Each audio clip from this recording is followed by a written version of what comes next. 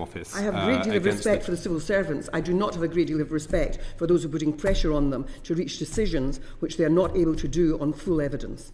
Well, hello there, and I do hope you're all well, and I hope you had a fantastic Christmas and a cracking weekend too. Oh, that was Baroness Kennedy in a Home Office oral evidence session, in case you didn't know.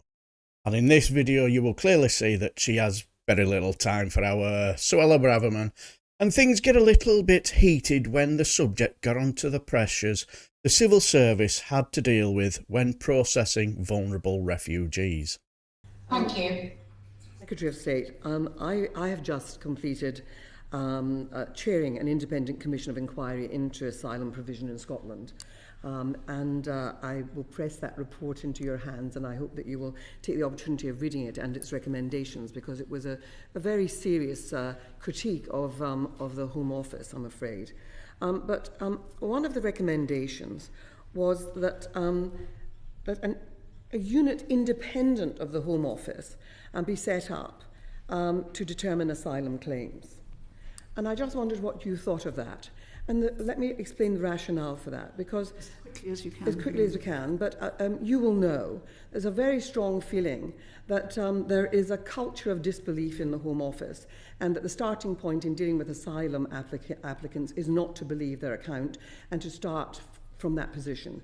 And therefore the idea of tinkering with the system that you already have and having the people already in place training new cohorts isn't very inspiring. So what about creating something independent of the Home Office with an independent assessment taking place that isn't going to be impacted by politics or the sort of, if you like, the pressures that the Home Office comes under from the tabloid media and perhaps sections of your own political party?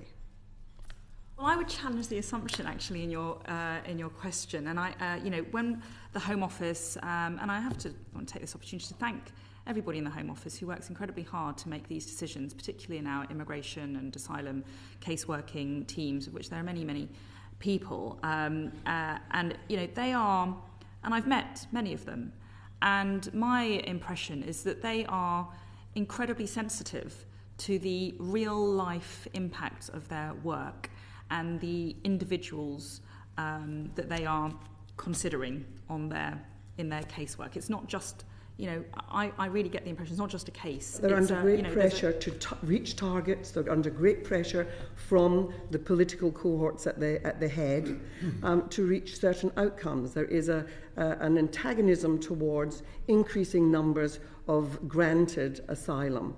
And so the pressure is on to keep those numbers as low as possible. And it's the reason why when cases come to the courts, there is a huge success rate. And it's not because the judges are a rollover, it's because the judges are looking at the details and reaching a decision without the pressure, the political pressure, to keep people out.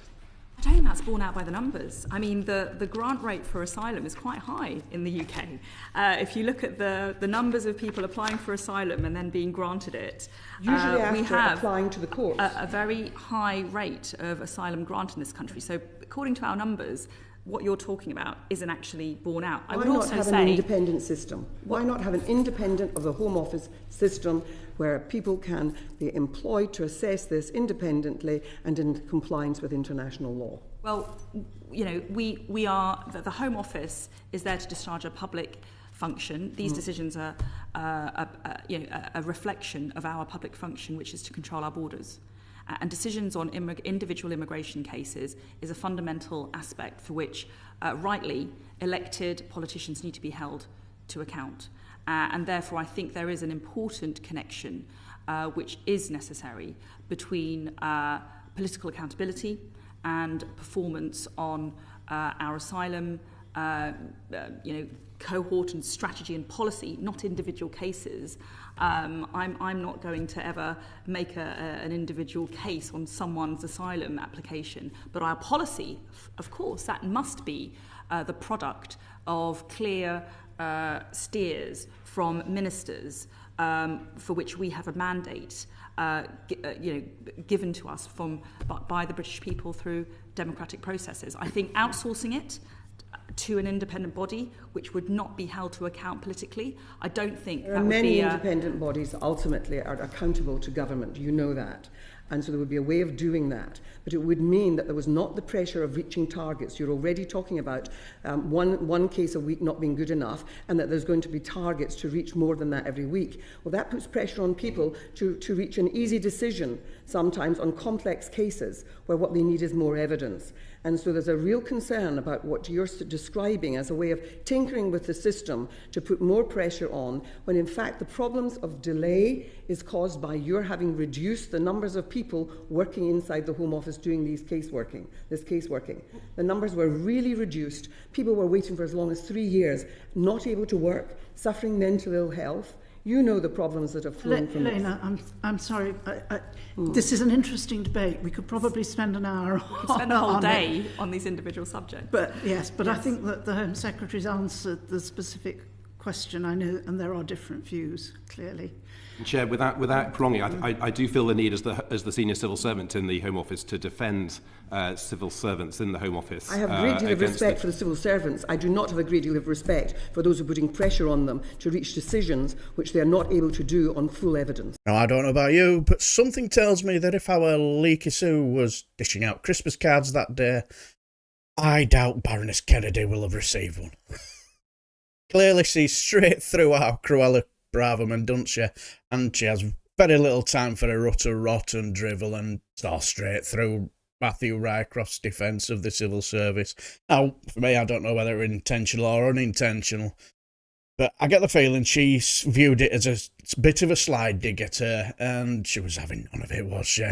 But the thing is, I watched her all the way through, and I found her ding-dongs with Leaky Sue absolutely fascinating. What do you guys think? Let me know down below, and I shall bid you farewell and take care, my friends.